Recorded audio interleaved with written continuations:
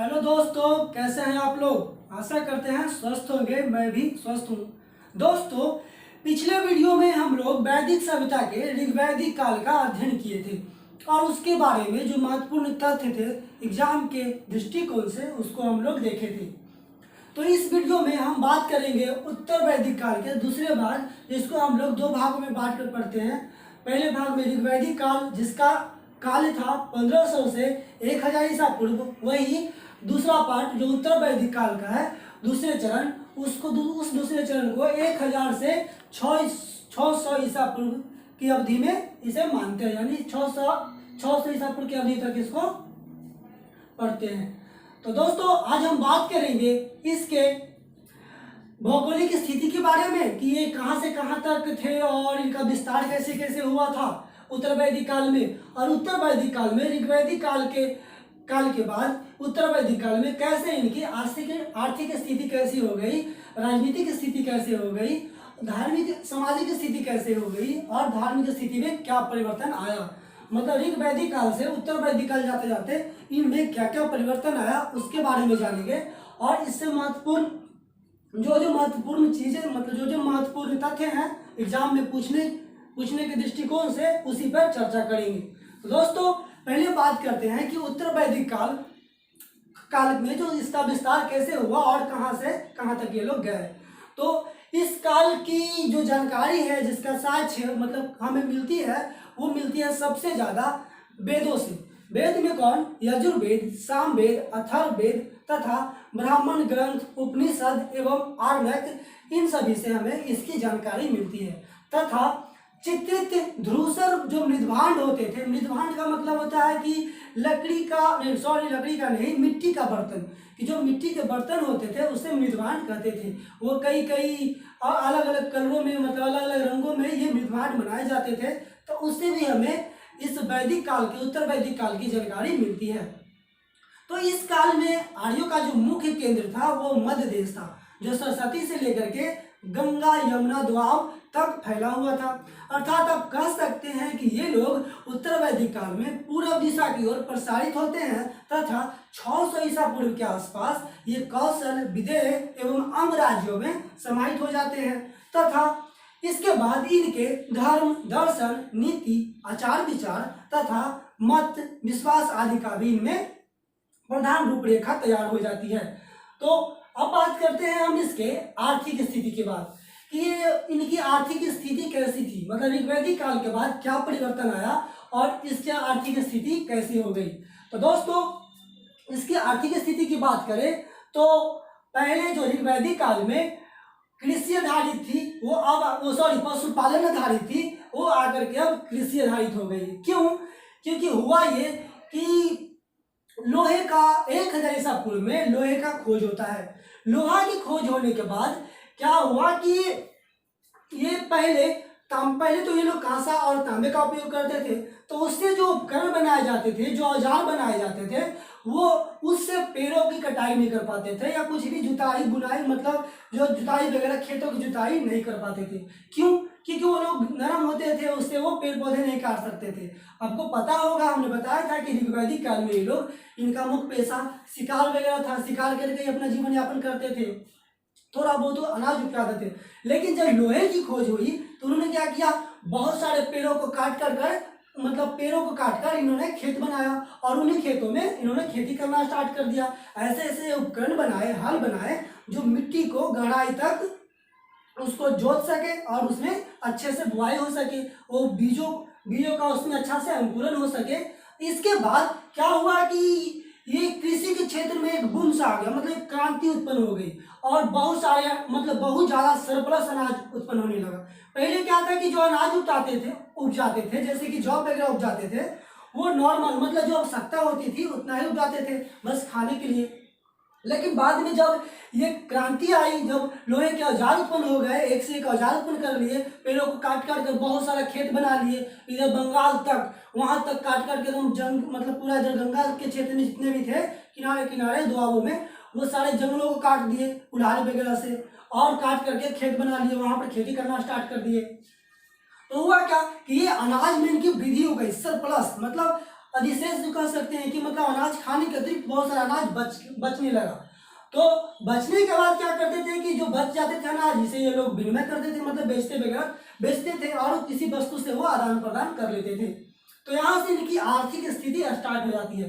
तो आप इससे भी अंदाजा लगा सकते हैं कि जब यहाँ की आर्थिक स्थिति हो जाएगी, ज़्यादा होगी, यहाँ के अनाज यहाँ पर इस सब जब अनाज ज़्यादा होने लगेंगे तो ये लोग दान भी करेंगे, टैक्स भी ज़्यादा बस देंगे, राजा को भी टैक्स ज़्यादा मिलेगा, ये ज़्यादा इनकी कमाई ज़्यादा हो जाएगी, ज़्यादा कमाई होगी तो ये अधिक भौतिकवादिता की ओर जाएंगे और ये अपने आप को प्रोग्रेस करेंगे और ये इनकी ज्ञान और ज़्यादा बढ़ेगी। हाँ, पैसों से ही ज्ञान बढ़ती है, आप लोग ध्यान रखिएगा। उसके बाद बात करें कि ये यहाँ पर जो जुताई, बुआई, कटाई तथा मड़ाई का उल्लेख शतपथ ब्राह्मण में मिलता है। ये सब महत्वपूर्ण चीज है कि आपको कोई क्वेश्चन पूछा जा सकता है कि जुताई का या बुआई का या कटाई का या मड़ाई का, इन चारों में से कोई भी इसका उल्लेख किस ग्रंथ में या किस ब्राह्मण में मिलता है। तो आप याद रखिएगा, इसका उल्लेख हमें शतपथ ब्राह्मण में मिलता है।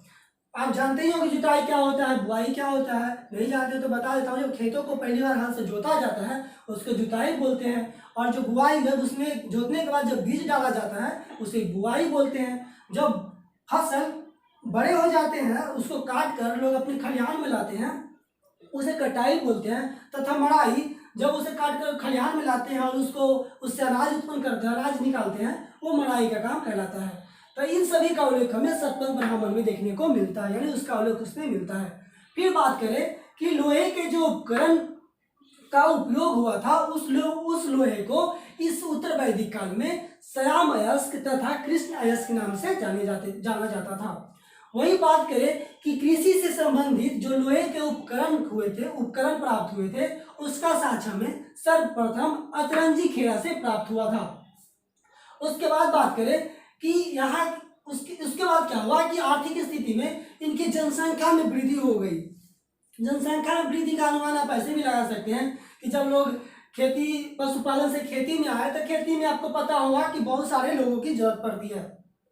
तो एक जनसंख्या विस्फोट सा होने लगा, मतलब बहुत सारा जनसंख्या बढ़ने लगा। यहीं से जनसंख्या बढ़ने का आरंभ हो जाता है और धीरे धीरे जनसंख्या बढ़ते जाता है।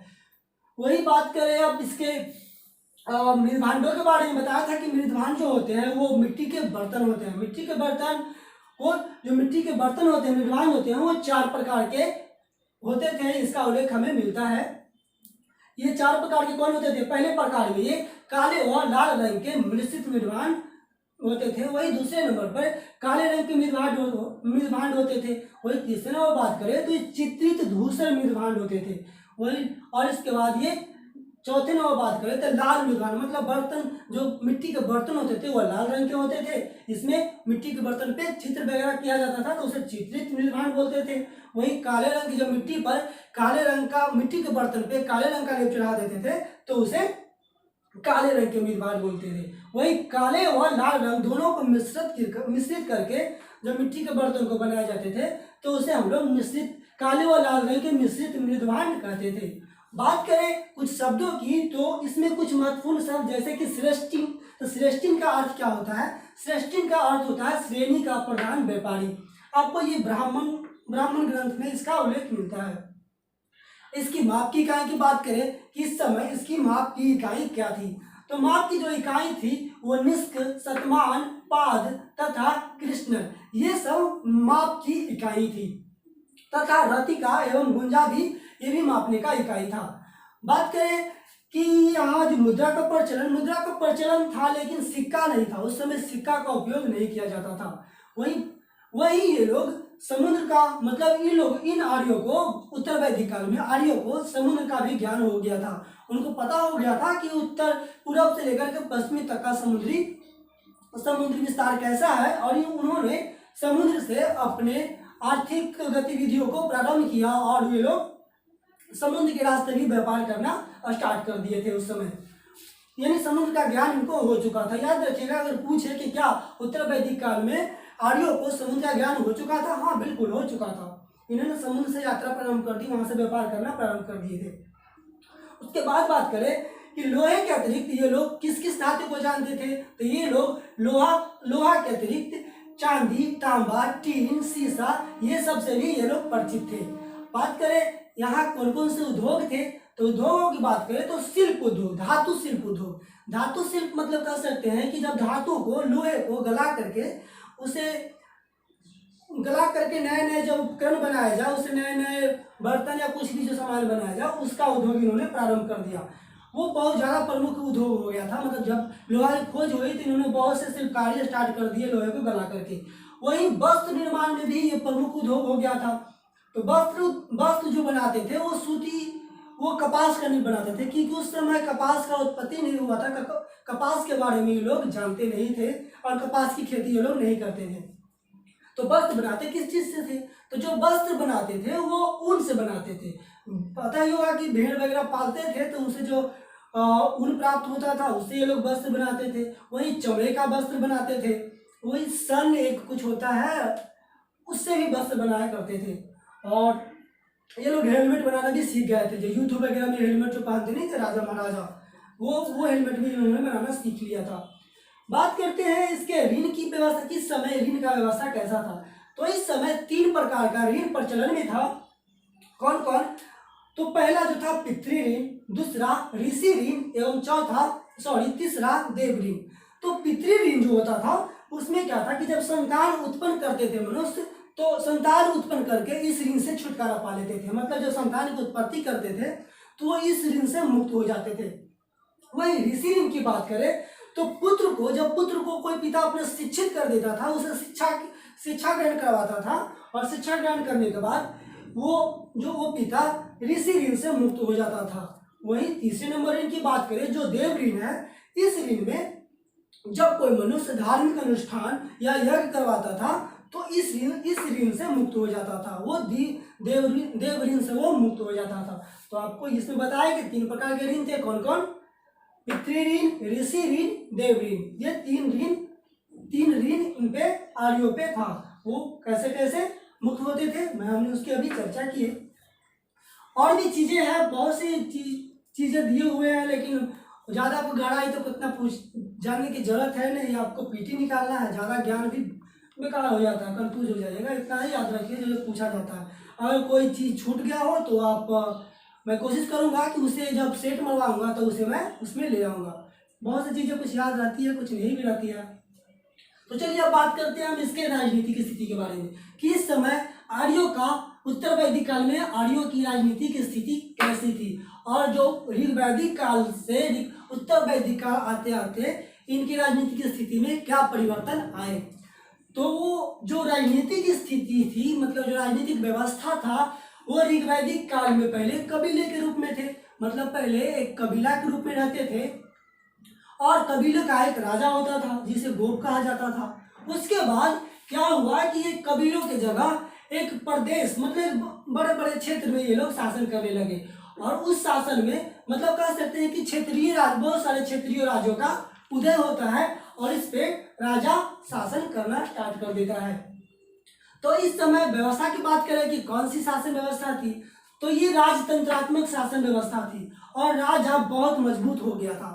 पहले क्या था कि उस समय ऋग्वैदिक काल में थोड़ी बहुत गणतंत्रात्मक व्यवस्था भी थी। कैसे, क्योंकि उस समय सभा और समिति में लोगों को सलाह माना जाता था, लोगों को उसमें रखा जाता था और उनकी सलाह को माना जाता था। लेकिन उत्तर वैदिक काल आते आते सभा समिति ये सब खत्म हो जाती है, उनका प्रभाव खत्म हो जाता है और ये गणतंत्रात्मक पूरी तरह से खत्म होकर के राजतंत्रात्मक हो जाती है। और इनका जो वंश राजा बनने का जो क्रम था वो चुनाव ना होकर के एक वंशानुगत हो जाता है। ऋग्वैदिक काल में तो कम से कम चुनाव भी कभी कभी होता था, लेकिन उत्तर वैदिक काल में चुनाव भी खत्म हो जाता है और वंशानुगत शासन व्यवस्था स्टार्ट हो जाता है। जो राजा के वंशानुगत मतलब होता है कि वंश, जैसे कि राजा बने तो जो उसके पुत्र होंगे वही उसके राजा बन सकते हैं, दूसरा नहीं। यानी वंशानुगत शासन व्यवस्था था। फिर बात करते हैं कि जो राज्य के आकार में वृद्धि होती है और राज्यों का आकार बढ़ जाने के कारण राजा मजबूत हो जाता है और उसे अलग अलग दिशाओं में अलग अलग नामों से जाने लगता है, जैसे कि सम्राट, एकराट तथा अधिराज आदि नामों से जाने जाते हैं। बात करें कि और तो जैसे कि और कुछ महत्वपूर्ण थे, जैसे राजा की दैवीय उत्पत्ति का सिद्धांत। आपको इसका जानकारी यानी इसका उल्लेख सर्वप्रथम ऐतरेय ब्राह्मण में मिलता है। तो राजा की दैवीय उत्पत्ति का सिद्धांत क्या होता है, मतलब क्या होता है दैवीय उत्पत्ति का सिद्धांत? तो दैवीय उत्पत्ति का सिद्धांत आप समझ सकते हैं कि जब राजा, ये कहा जाता था ना कि जो राजा है ना वो देव के प्रतिनिधि के रूप में उत्पन्न हुए हैं, मतलब वो भगवान के द्वारा भेजे गए हैं, हम उसका विरोध नहीं कर सकते हैं। तो यही था राजा का दैवीय उत्पत्ति का सिद्धांत कि जो राजा है वो देवों के द्वारा उत्पन्न किए गए हैं, हम उनके विरुद्ध नहीं जा सकते हैं, वो जो भी न्याय करेंगे उसी को हम मानेंगे और उनके विरुद्ध नहीं जाएंगे। वो हमारे लिए ही उत्पन्न हुए हैं, उनका काम है हम लोगों की रक्षा करना, मेरा काम है, हम लोगों का जनता का काम है कि हम राजा की सेवा करें, उनको टैक्स दे, उनकी बातों को माने। तो ये थी राजा की दैवीय उत्पत्ति का सिद्धांत, जिसका उल्लेख आपको ऐतरेय ब्राह्मण में मिलता है, याद रखिएगा ऐतरेय ब्राह्मण। फिर बात करते हैं कि इसमें जो संगठन थे, सभा समिति गण विदत, क्या ये सभी थे? नहीं, ये विदत गण ये तो पूरी तरह से समाप्त हो गए थे। सभा समिति थी, इसकी प्रकृति चेंज हो जाती है, प्रकृति बदल जाती है, स्वरूप बदल जाता है, और सभा एवं समिति में शक्तियां उनकी खत्म हो जाती है। मतलब पहले जो सभा समिति विदत गण ये सब सलाह देने का काम करते थे राजा को, अब राजा सलाह लेता ही नहीं था, उनको गण मतलब सलाह की कोई जरूरत नहीं थी, उतना मजबूत पावरफुल हो चुका था, तो इसका प्रभाव कम जाता है। सभा समिति बस रहती है नाम मात्र की। और उसमें जो स्त्रियों की पहले क्या था कि ऋग्वैदिक काल में सभा समिति में स्त्रियों को भाग लेने का मौका मिलता था, स्त्री भी जाती थी, वो भी अपना विचार रखती थी, वो भी सलाह देती थी। लेकिन उत्तर वैदिक काल में उस पर प्रतिबंध लग जाता है और वो सभा समिति में भी भाग नहीं लेती थी। फिर बात करें कि क्या हुआ कि राजा का एक और कुछ महत्वपूर्ण चीज है, जैसे कि राजसूय यज्ञ था। तो राजसूय यज्ञ जो था वो जब राजा अपना राज्याभिषेक करवाता था, राज्याभिषेक का मतलब होता है कि जब कोई राजा पहली बार सिंहासन पर बैठता है तो उसका राज्य अभिषेक कराया जाता था, एक यज्ञ कराया जाता था और उनका राज्य अभिषेक कराकर उनको मुकुट पहना करके फिर वो सिंहासन उनको दे दिया जाता था और कहा जाता था कि अब आप शासन कीजिए। तो उस समय राजसूय यज्ञ का प्रबंध किया जाता था, कब? राजा के राज्य अभिषेक के समय, याद रखिएगा। इसका उल्लेख हमें मिलता है शतपथ ब्राह्मण के अनुसार या शतपथ ब्राह्मण में से उल्लेख किया गया है कि राजा का भी राज्याभिषेक के समय राजसूय यज्ञ होता था।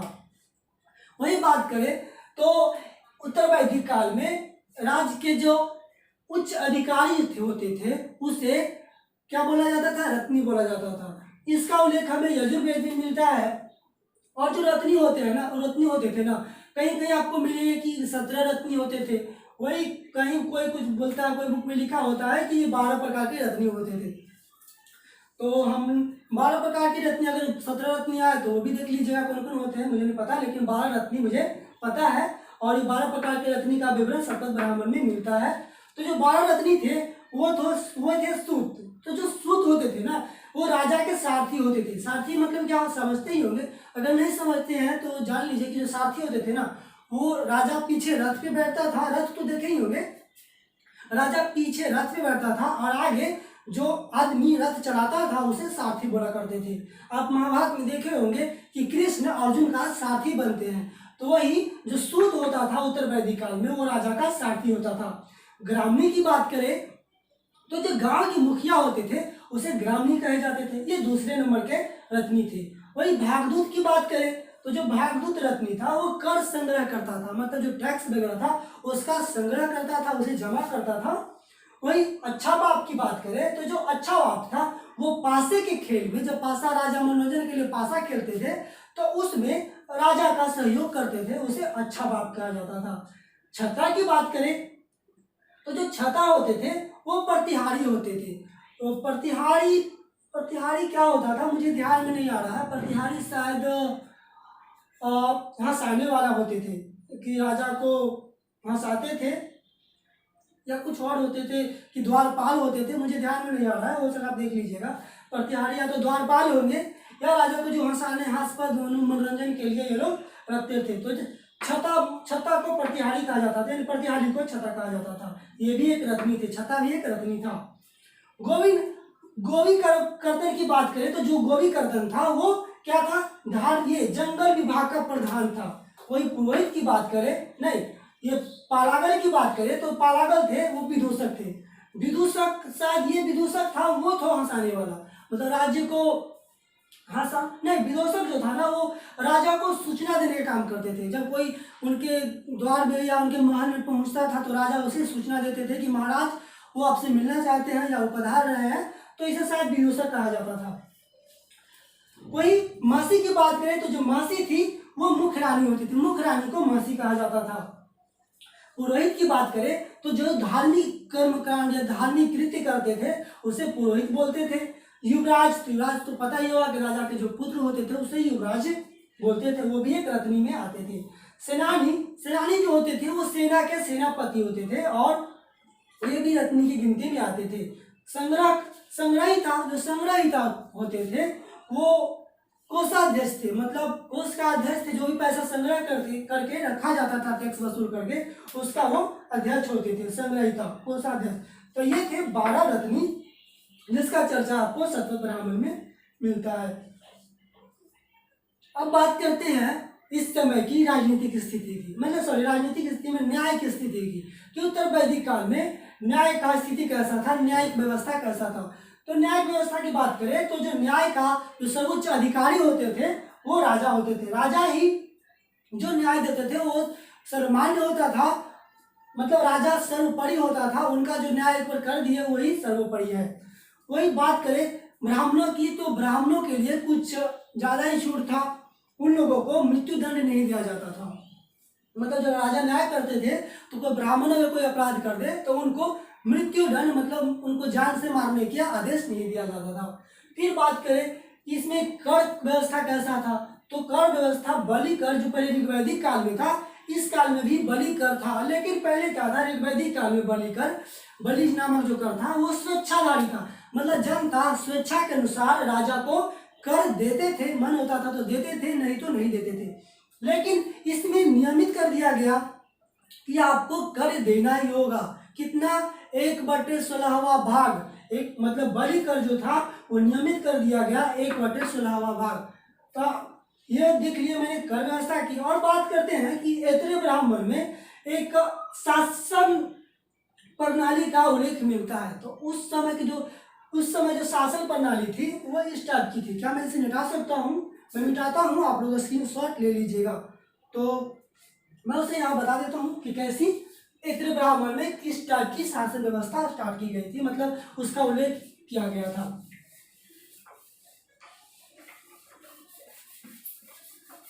तो आप इस समय ऐसे समझ लीजिए, एक ये आप कंपास चलाए होंगे या इतना पता होगा, मैप वगैरह का नॉलेज होगा कि जो उत्तर ऊपर में होता है ये होता है नॉर्थ, मतलब उत्तर, ये होता है साउथ मतलब दक्षिण, ये होता है ईस्ट मतलब पूरब, और ये होता है वेस्ट मतलब पश्चिम। तो और ये मध्य भाग है। तो जो मध्य में थे ना उसके या इस शासन को बोला जाता था राज्य। और राज्य में जो राजा को उपाधि दिया जाता था वो राजा का, मतलब राज्य में जो शासक वर्ग थे उसको राजा का उपाधि दिया गया था। वही हम पूरब की बात करें तो पूरब में सम्राट, पूरब में जो शासन व्यवस्था था उसको सम्राट कहा गया। पूरब में क्या क्या क्या कहा जाता था? सम्राट, नहीं साम्राज्य, शासन को साम्राज्य कहा जाता था। और उस साम्राज्य और उसके लिए उस राजा को सम्राट की उपाधि दिया जाता था। वही पश्चिम की बात करें तो पश्चिम क्षेत्र में जो शासन करते थे उसे वह स्वराज कहलाता था। और उस उधर यानी उस पश्चिम दिशा के राजा को स्वराट की उपाधि दिया गया था ऐतरेय ब्राह्मण में। वही उत्तर दिशा की बात करें तो उत्तर दिशा में ये आपको इस भोज था क्या? नहीं भोज नहीं था, क्या था, भोज नीचे था शायद, नीचे वालों को भोज कहा जाता था, भोज। और इसका उपाधि भोज दिया गया है। और उत्तर में एक और था विराट। हाँ, ये विराट था, मतलब बैराज कहा, शायद बैराज कहा जाता था शासन को,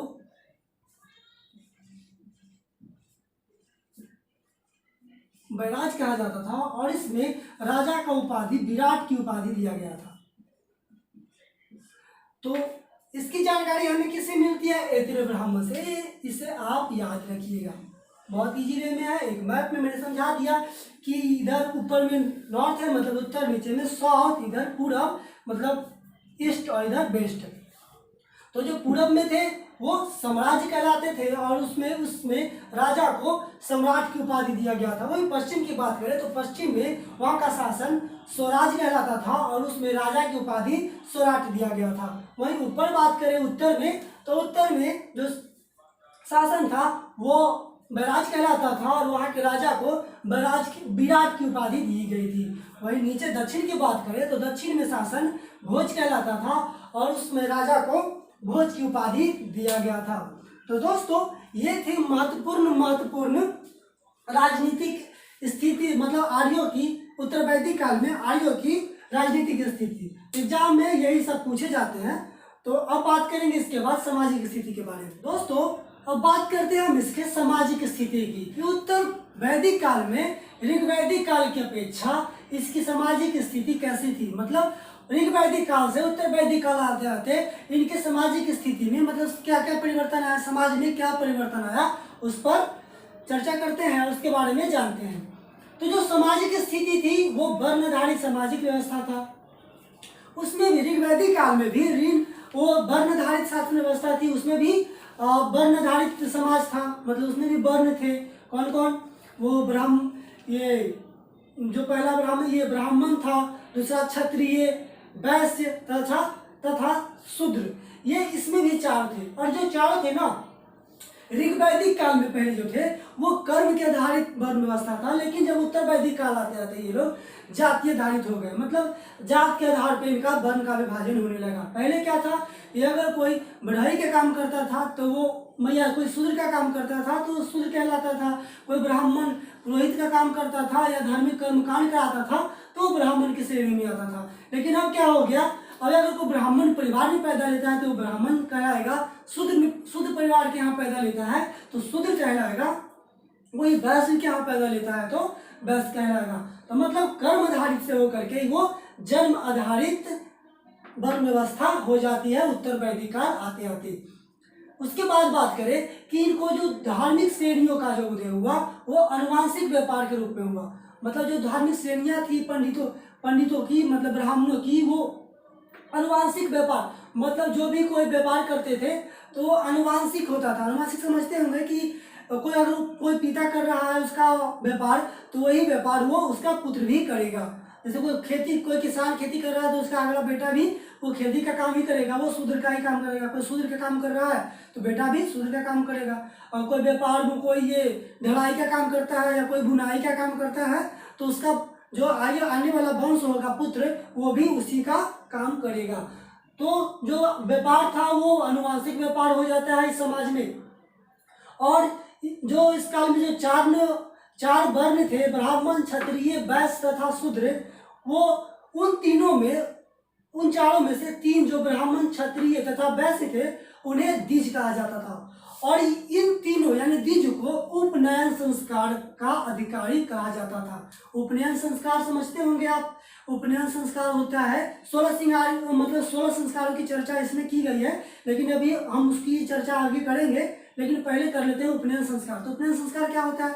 उपनयन संस्कार होता है शिक्षा से संबंधित। जैसे कि अगर कोई शिक्षा ग्रहण करता था, और जो संस्कार में कोई बालक जब शिक्षा ग्रहण करना स्टार्ट करता था तो वो उपनयन संस्कार कहलाता था।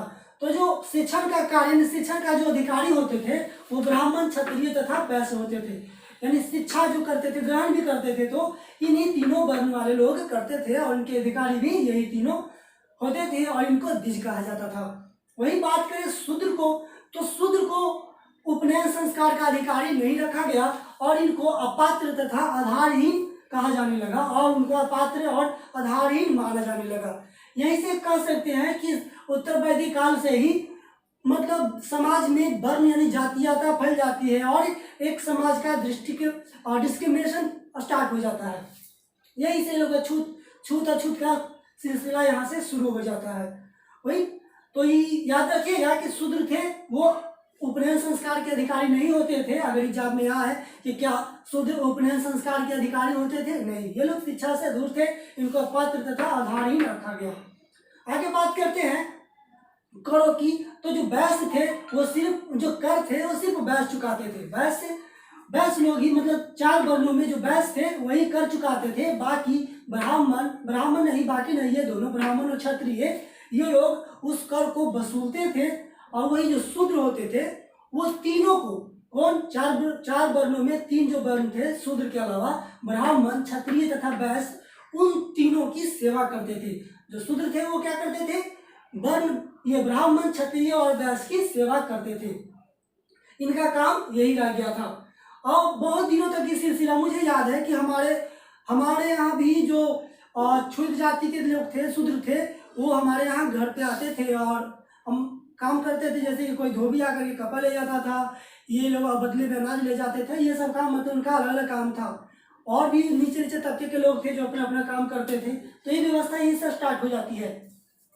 फिर आगे बात करें कि स्त्रियों की दशा के बारे में, तो स्त्रियों की दशा गिर जाती है। इस समाज में उत्तर वैदिक काल आते आते स्त्रियों की दशा में गिरावट आती है और इनमें उपनयन संस्कार पर प्रतिबंध लग जाता है। ये मतलब स्त्रियों को भी उपनयन संस्कार करने से मना कर दिया जाता है और इनकी जो पैतृक संपत्ति होती थी उस पर भी इनका अधिकार छीन लिया जाता है। और सभा में प्रवेश करने, जो सभा समिति इस समय की जो संगठन थी, जो पहले ऋग्वैदिक काल में राजा को सलाह देने का काम करती थी, उसमें ये इनका अधिकार मतलब उसमें भाग लेने के लिए इनका अधिकार छीन लिया जाता है।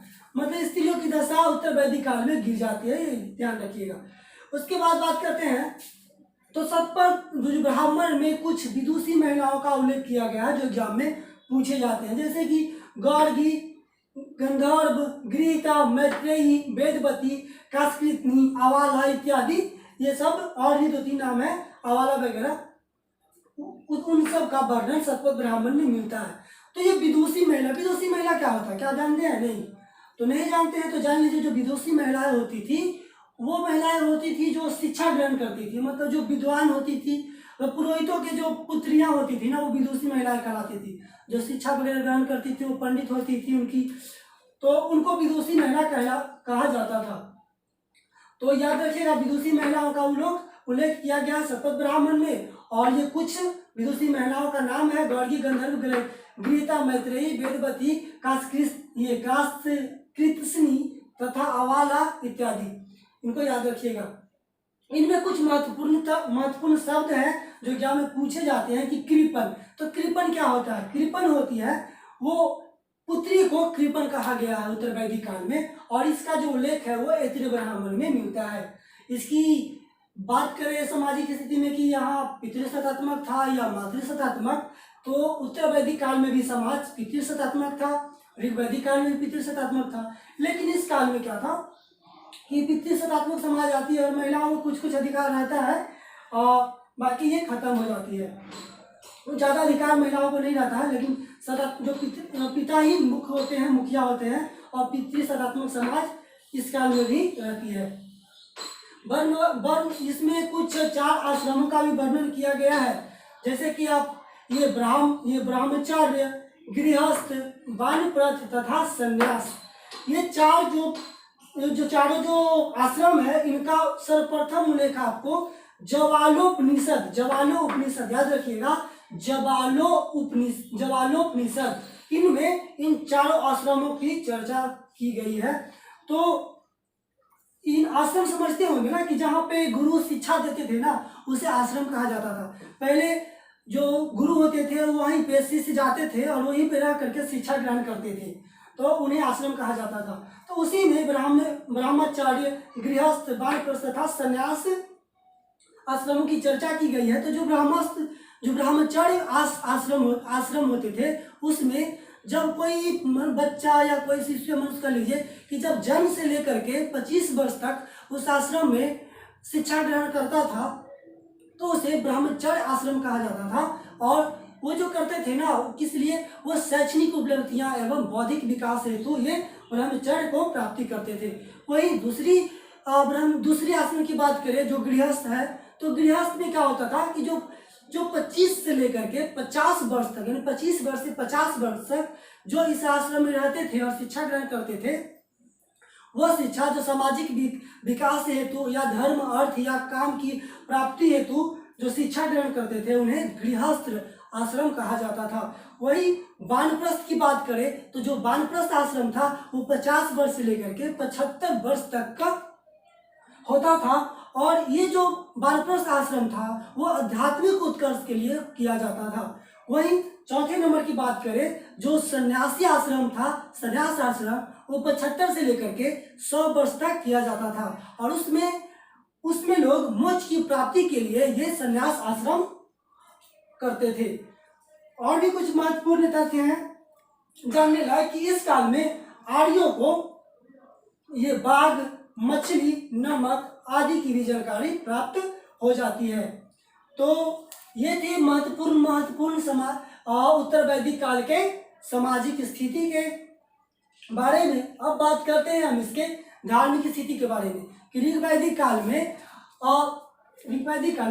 कुछ चीजें छूट गई है। जैसे कि सामाजिक स्थिति में एक महत्वपूर्ण चीज छूट गया, वो ये कि इसमें 16 श्रृंगार तथा 8 प्रकार का विवाह का उल्लेख किया गया है। तो 16 श्रृंगार और 8 प्रकार के विवाह थे। 8 प्रकार के विवाहों में 4 विवाह थे वो निंदनीय थी और 4 विवाह वो प्रशंसनीय थी। उसकी हम अभी चर्चा करते हैं, लेकिन पहले जान लेते हैं कि 16 संस्कार जो थी वो कौन कौन से थे। तो जो 16 संस्कार थे, तो पहले ये जानते हैं कि संस्कार होता क्या है, संस्कार का क्या मतलब होता है। तो जो संस्कार का मतलब होता है वो होता है शुद्धिकरण, कि जब कोई व्यक्ति अपने समुदाय का पूर्ण रूप से योग्य सदस्य बनने के उद्देश्य से अपने शरीर और मन मस्तिष्क को पवित्र करने के लिए जब ये करते थे, मतलब ये संस्कार करते थे, तो संस्कार कहलाते थे। और इन्हीं संस्कारों के द्वारा मनुष्य अपने सहज प्रवृत्तियों का विकास करते थे और अपने समाज का कल्याण किया करते थे, यानी इन्हीं संस्कारों के द्वारा। तो बात करते हैं, चलिए अब इसकी बात करते हैं 16 संस्कारों के बारे में कि इनके 16 संस्कार कौन कौन से थे। तो इनके जो 16 संस्कार थे वो जन्म से ही स्टार्ट हो जाती है, मतलब जन्म से न कहिए, मतलब माँ के गर्भ से ही 16 संस्कार स्टार्ट हो जाते हैं। तो जो पहला संस्कार है वो गर्भाधान संस्कार होता है। इसमें माँ के गर्भ में जब जीव की स्थापना होती है उसे गर्भाधान संस्कार कहते थे। आपको मोबाइल के डिस्प्ले पे दिख रहा होगा जो पहले नंबर पे गर्भाधान संस्कार है। तो जो माँ के गर्भ से जब जीव की स्थापना होती थी तो उसे गर्भाधान संस्कार कहा जाता था। वहीं दूसरे संस्कार की बात करें पुंसवन, तो जो पुंसवन होती थी वो पुत्र की प्राप्ति हेतु यह संस्कार किया जाता था। तीसरे नंबर की संस्कार सीमांतोत्तरण की बात करें तो जब गर्भवती स्त्री की सुख सत्वना हेतु यह संस्कार किया जाता था। वही जाति कर्म जो चौथे नंबर पर संस्कार है वो शिशु के जाति मतलब जन्म के समय उनका जात कर्म किया जाता था। वही पांचवें नंबर के संस्कार की बात करें तो नामकरण, तो नामकरण में क्या था कि जब कोई बच्चा या कोई शिशु पैदा लेता था, जन्म लेता था, उस समय उसका नामकरण किया जाता था, नामकरण संस्कार किया जाता था। निष्क्रमण की बात करते हैं छठे नंबर के संस्कार की, तो निष्क्रमण वो था कि जब कोई व्यक्ति या कोई बालक घर से पहली बार बाहर निकलता था तो वो निष्क्रमण कहलाता था। अन्नप्राशन की बात करते हैं, जब पहली बार कोई शिशु या कोई बच्चा अन्न ग्रहण करता था तो वह अन्नप्राशन संस्कार कहलाता था। चूड़ाकर्म की बात करें तो जो मुंडन होता है ना, सर मुंडवाने का काम, वो उस समय भी होता था और वो मुंडन संस्कार ये क्या चूड़ाकर्म संस्कार कहलाता था। वो एक और संस्कार था कर्णभेदन, वो 9वें नंबर की संस्कार कर्णभेदन संस्कार। इसमें क्या था कि बच्चों को शायद अब लड़कियों को या लड़कों को मतलब दोनों को ही शायद कान छेदा जाता था तो उसे कर्णभेदन संस्कार कहलाता था। वही विद्यारंभ संस्कार, तो विद्यारंभ संस्कार में था कि जब कोई शिशु पहली बार अक्षर की ज्ञान की प्राप्ति करता था, अक्षर पहचानना जानता था, तो वो विद्यारंभ संस्कार कहलाता था। वही 11वें नंबर के संस्कार की बात करें, उपनयन संस्कार, तो जब बच्चे आश्रम में जा करके गुरु से शिक्षा करते थे, पहली बार जब आश्रम जाते थे तो वो उपनयन संस्कार कहलाते थे। मतलब जब बच्चा कोई पिता अपने बच्चे को आश्रम भेजते थे, उनका एडमिशन करवाते थे, तो वो उपनयन संस्कार कहलाता था। वही वेदारंभ की बात करें कि जब पहली बार जब कोई बालक वेद का अध्ययन करने के लिए आरंभ करता था तो वो वेदारंभ संस्कार कहलाता था। वही 13वें नंबर की संस्कार के शांत संस्कार की बात करें तो जब पहली बार कोई बालक दाढ़ी और मूछ बनवाता था तो वो केशांत संस्कार कहलाता था। वही हम 14वें नंबर की संस्कार समापवर्तन संस्कार की बात करें तो जब आश्रम में बच्चों की शिक्षा समाप्त हो जाती थी तो उनको संपूर्ण शिक्षा देने के बाद वो संस्कार समापवर्तन संस्कार कहलाता था। उसके बाद एक 15वें नंबर की संस्कार विवाह संस्कार, वो काफी प्रमुख संस्कार थी, पवित्र संस्कार थी, विवाह संस्कार। तो विवाह संस्कार तब होता था जब बच्चे या बालक वयस्क हो जाते थे और उनका विवाह होता था, विवाह कराया जाता था, मतलब गृहस्थ जीवन प्रारंभ करने के लिए विवाह कराया जाता था, वही विवाह संस्कार कहलाता था। और जो सबसे लास्ट 16वें संस्कार है वो अंत्येष्टि संस्कार। तो इसमें क्या था, जब मृत्यु प्राप्ति हो जाती थी, मतलब जब उसका अंतिम संस्कार हो जाता था तो वो अंत्येष्टि संस्कार कहलाता था। अब बात करते हैं हम इसके विवाह की। तो दोस्तों मनुस्मृति में इसके 4 प्रकार का विवाह का विवरण मिलता है, जिसमें से 8 प्रकार का विवाह का विवरण मिलता है। जिसमें से 4 संस्कार जो है वो 4 विवाह जो है प्रशंसनीय विवाह है और 4 निंदनीय विवाह कहलाती है। तो जो आपको डिस्प्ले पे दिख रहा होगा प्रशंसनीय विवाह और ये निंदनीय विवाह, तो जो प्रशंसनीय विवाह होते थे उनमें 4 आते थे। जैसे पहला जो आता था वो ब्रह्मा था। ब्रह्मा विवाह में क्या होता था, जब लड़की वयस्क हो जाती थी, बड़ी हो जाती थी, तो उस लड़की का एक योग्य वर ढूंढकर उनका विवाह करा दिया जाता था, तो वो ब्रह्म विवाह कहलाता था। वही दूसरे नंबर की प्रशंसनीय विवाह की बात करें तो वो दैव विवाह था। तो दैव विवाह में जब कोई यज्ञ करने वाले पुरोहित के साथ किसी कन्या का विवाह होता था तो वो दैव विवाह कहलाता था। वही तीसरे नंबर की प्रशंसनीय विवाह की बात करें तो वो आर्य विवाह थी। तो जब लड़की के पिता यज्ञ कराने के लिए आर्यों से 2 गाय लेते थे और उसके बदले में अपनी कन्या का विवाह करवाते थे, तो वो आर्य विवाह कहलाता था। वही प्रजापति विवाह जो प्रशंसनीय विवाह के चौथा विवाह था। प्रजापति विवाह में क्या था कि जब वर मतलब कन्या के पिता से लड़की को मांग कर विवाह करते थे तो वह क्या कहलाता था, प्रजापति विवाह कहलाता था। तो ये थी 4 प्रशंसनीय विवाह। अब बात करते हैं निंदनीय विवाह की। जो 4 निंदनीय विवाह थे उसमें सर्वप्रथम 5वें नंबर पे लिए असुर विवाह है। तो असुर विवाह में क्या होता था कि जब लड़की के पिता द्वारा धन के बदले किसी कन्या का विवाह कराया जाता था तो वो असुर विवाह कहलाता था।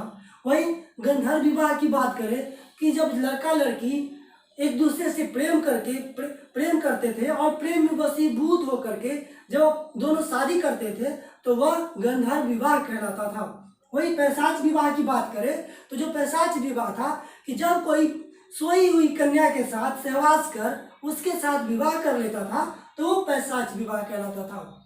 वही 8वें नंबर के विवाह जो निंदनीय विवाह में आता है राक्षस विवाह।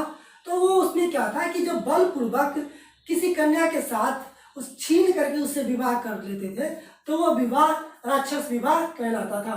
तो दोस्तों ये थी सामाजिक स्थिति। इसमें कुछ और चीज छूट गई थी, जैसे कि ये आपको यहाँ पे गोत्र कि प्रतिस्पर्धात्मक समाज था और वहाँ पे गोत्र व्यवस्था प्रारंभ हो गया था। तो गोत्र क्या होता है, गोत्र होता है एक ही वंश, मतलब एक ही वंश से जो आगे पूर्वजों से जब चलते जाता है वंश की प्राप्ति होती जाती है तो मतलब एक ही आदमी के जो वंश होते हैं ना वो गोत्र कहलाते हैं। और जो डिफिनेशन होंगे किताबी भाषा में, लेकिन मुझे इतना पता है कि जो एक ही व्यक्ति से जो वंश की उत्पत्ति होती थी बढ़ते जाती थी वो गोत्र कहलाती थी। तो चलिए अब चलते हैं हम इसके धार्मिक स्थिति पर कि इसकी धार्मिक स्थिति कैसी थी। तो धार्मिक स्थिति की बात करें तो ऋग वैदिक काल की तरह उत्तर वैदिक काल में भी कर्मकांड ही व्यवस्था थी। और ये भी भौतिक सुख के लिए कर्मकांड किया करते थे। भौतिक सुख बताए थे कि वो ऋग्वैदिक काल में बताए थे कि भौतिक सुख का मतलब होता है कि जब धन की प्राप्ति करनी हो या पुत्र की प्राप्ति करनी हो तो इसके लिए जब कर्मकांड किए जाते थे वो भौतिक सुख कहलाती थी। वही बात करते हैं यज्ञ की, तो यज्ञ की प्रधानता उत्तर वैदिक काल में बढ़ जाती है। और ये इसकी जब प्रधानता बढ़ने के काम बढ़ती है तो इसमें बहुत सारे अनुष्ठान तथा मंत्र विधियां प्रचलन में आ जाती है। और ये गंगा यमुना के दोआब के क्षेत्र में इस संस्कृति का केंद्र स्थल स्थापित हो जाता है। दोआब, गंगा यमुना, दोआब कहने का तात्पर्य क्या है, आप क्या समझते हैं? दोआब का मतलब होता है कि दो नदियों के बीच की भूमि। जब इधर से कोई नदी आ रही है और इधर से कोई नदी आ रही है, एक नदी इधर से आई मतलब गंगा और एक यहाँ यमुना, तो इन बीच में जो भूमि बच गई तो इसे हम दोआब कहेंगे। तो इन्हीं दोआबों में इस संस्कृति का केंद्र स्थान हो जाता है। अब बात करते हैं इनकी देवताओं की कि उत्तर वैदिक काल में देवताओं की क्या स्थिति थी। तो ऋग्वैदिक काल में बताए थे कि जो देवता थे इंद्र एवं अग्नि, इंद्र बहुत महत्वपूर्ण देवता कहलाते थे। लेकिन इस काल उत्तर वैदिक काल में इंद्र एवं अग्नि का वर्चस्व समाप्त हो जाता है, उनकी मान्यता ज्यादा नहीं रहती है और उनके जगह प्रजापति जो सर्व प्रमुख इस काल में माने जाते हैं। जो प्रजापति थे वो सृजन के देवता कहलाते थे तथा रुद्र, जो रुद्र थे वो पशुओं के देवता, वो विष्णु को लोगों का पालक कहा जाता था। माने पालक करता है, या पालक मतलब खाने वाला सब्जी पालक नहीं, पालक का मतलब होता है जब किसी का हम पालन करते हैं ना तो वो पालक कहलाता है। जैसे कि हमारे पालक को लालन पालन करने वाले हमारे माता पिता हुए तो वो भी हमारे पालक कहलाते हैं। तो विष्णु देवता को लोगों का पालक समझा जाता था। तो ये मतलब इंद्र और अग्नि की जगह इन देवताओं ने ले लिया। तथा कुछ वर्ण जैसे कि शूद्र थे जिनको एक अछूत माना जाता था, उन्होंने अपना एक अलग देवता चुन लिया।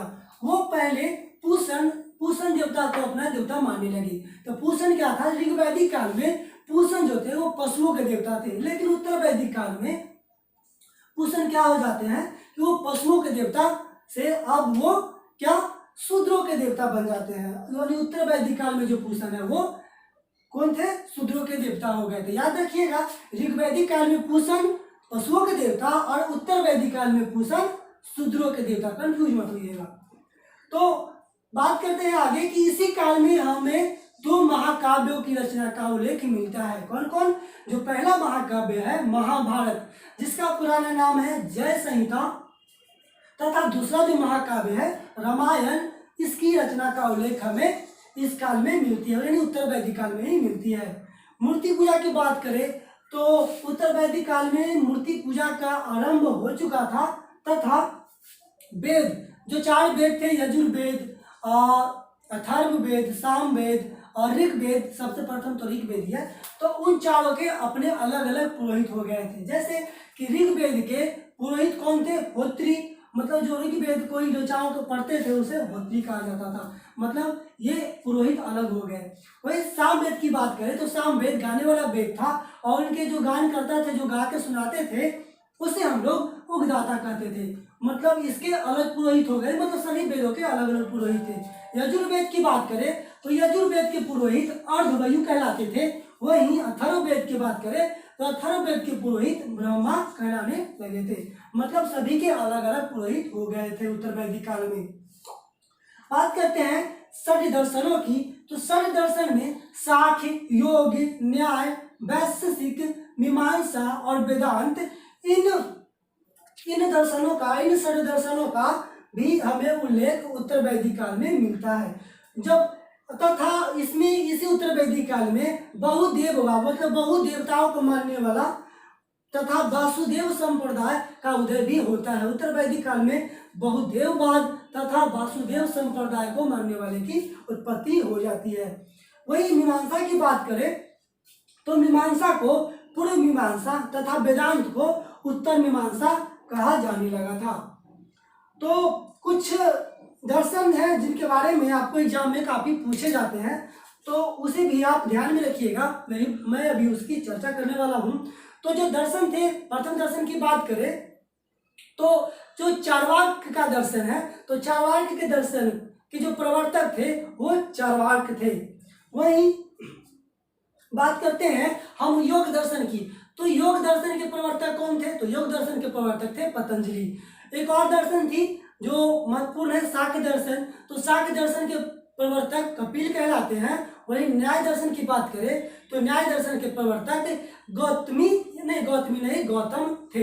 वही पूर्व मीमांसा की बात करें तो पूर्व मीमांसा के प्रवर्तक ये बादरायण थे। और एक वैश्विक दर्शन थे, तो वैश्विक दर्शन के वैशेषिक दर्शन के प्रवर्तक आपको कनाद एवं ये उलूक कहलाते थे। नहीं, उलूक को माना जाता था। तो ये दर्शनें थी, इनको याद रखिएगा ध्यान से, एग्जाम में पूछे जाते हैं। और बात करते हैं आगे कि इस उत्तर वैदिक काल में मृत्यु की चर्चा थी, मृत्यु की भी चर्चा की गई थी। तो जो मृत्यु की चर्चा है ना, वो सतवत ब्राह्मण में सर्वप्रथम किया गया था, ये ध्यान में रखिएगा। मोक्ष की चर्चा, हाँ मोक्ष की भी चर्चा की गई है। उपनिषदों में सर्वप्रथम मोक्ष की चर्चा उत्तर वैदिक काल में मिलती है। इसमें कुछ महत्वपूर्ण शब्द हैं जो एग्जाम में पूछे जाते हैं, जैसे कि परीक्षित। जो परीक्षित थे ना, वो मृत्यु लोक के देवता कहलाते थे। परीक्षित को मृत्यु लोक के देवता कहे जाते थे। वही परीक्षित हो गई। अब अर्धांगिनी की बात करते हैं कि अर्धांगिनी किसे कहते हैं। तो अर्धांगिनी तो मुझे लगता है सबको पता ही होगा कि स्त्रियों को, मतलब अपनी पत्नी को अर्धांगिनी कहते थे। इसका सर्वप्रथम उल्लेख सतवत ब्राह्मण में मिलता है। तो अर्धांगिनी हो गई नहीं, आपकी लोग की होगी अर्धांगिनी।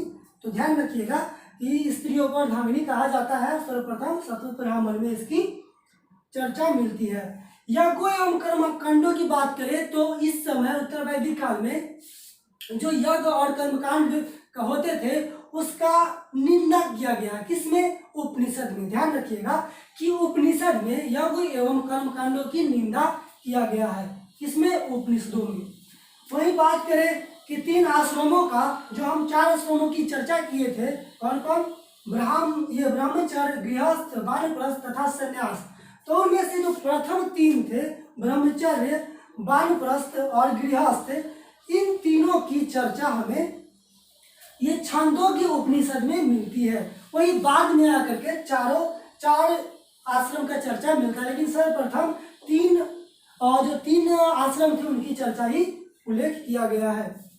तो कुल इसमें और भी कुछ महत्वपूर्ण यज्ञों की चर्चा किया गया है जो एग्जाम में पूछे जाते हैं, जैसे कि अश्वमेध यज्ञ। तो अश्वमेध यज्ञ तब होता था कि जब सर्वाधिक महत्वपूर्ण, ये बहुत ही सर्वाधिक महत्वपूर्ण यज्ञ था। इसमें क्या था कि जब राजा अपने साम्राज्य की वृद्धि के लिए क्या करते थे? घोड़े को स्वतंत्र छोड़ देते थे और उनका घोड़ा जहां तक जिस क्षेत्र तक जाता था वो उनका अपना क्षेत्र हो जाता था। तो ये अश्वमेध यज्ञ करवाया जाता था। आप देखे होंगे रामायण में कि जब अश्वमेध यज्ञ होता है और एक घोड़े को छोड़ा जाता है तो लवकुश जो होते हैं उस घोड़े को पकड़ लेते हैं। उससे ध्यान रखिएगा अश्वमेध यज्ञ। वही बात करें राजसूय यज्ञ की, तो राजसूय यज्ञ जो था वो राजा के राज्याभिषेक के समय, जब राजा प्रथम बार गद्दी पर बैठते थे अपने शासन संभालने के लिए, तो उस समय राजसूय यज्ञ कराया जाता था। वही और यज्ञ थे जैसे कि वाजपेयी यज्ञ। तो वाजपेयी यज्ञ में क्या होता था कि रथ दौड़ का आयोजन किया जाता था। इसमें राजा अपनी शक्ति का प्रदर्शन करते थे और सभी राजा अपने अपने रथ पे सवार होकर के एक कंपटीशन या रथ का रेस कर लीजिए कि रथों के अपने अपने रथ से वो रेस लगाते थे या उस रथ का प्रदर्शन करते थे। तो ये वाजपेयी यज्ञ में ये रथ प्रदर्शन का काम होता था।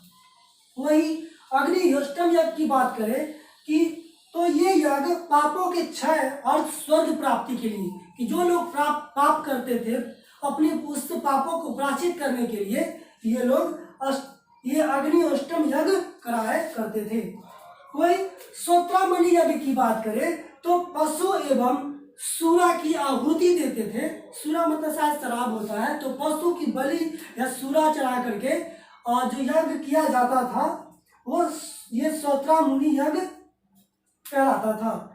एक और जो महत्वपूर्ण यज्ञ है पुरुष मेघ यज्ञ। ये यज्ञ तब किया जाता था जब स्वस्थ तथा विद्वान पुरुष की बलि का प्रावधान होता था। मतलब जब स्वस्थ और विद्वान पुरुषों की बलि चढ़ाया जाता था तब ये वाला यज्ञ कराया जाता था। तो ये यज्ञ किस लिए होता था? ये यज्ञ होता था अपने राजनीतिक वर्चस्व के लिए। जब कोई शासक अपने राजनीतिक वर्चस्व दिखाने के लिए ये पुरुष में यज्ञ करवाते थे। तो दोस्तों, ये हमारा वैदिक काल समाप्त होता है। हमने ऋग वैदिक काल की चर्चा कर लिए और उत्तर वैदिक काल की भी चर्चा कर लिए कि उत्तर वैदिक काल से ऋग वैदिक काल से उत्तर वैदिक काल आते आते उसके सामाजिक जीवन में, उसके आर्थिक जीवन में, उसके राजनीतिक जीवन में तथा उसके धार्मिक जीवन में क्या क्या परिवर्तन आए और उन परिवर्तनों में जो महत्वपूर्ण तथ्य थे वो हमने आपको बता दिए हैं। एग्जाम में इन्हीं से पूछा जाता है। अगर कोई सब्जेक्ट या कोई टॉपिक या कर लीजिए कोई टॉपिक या कुछ तथ्य छूट जाते हैं तो उसे भी हम कवर कर लेंगे जब सेट प्रैक्टिस करवाएंगे तब। तो चलिए, तब तक के लिए इतना ही। धन्यवाद।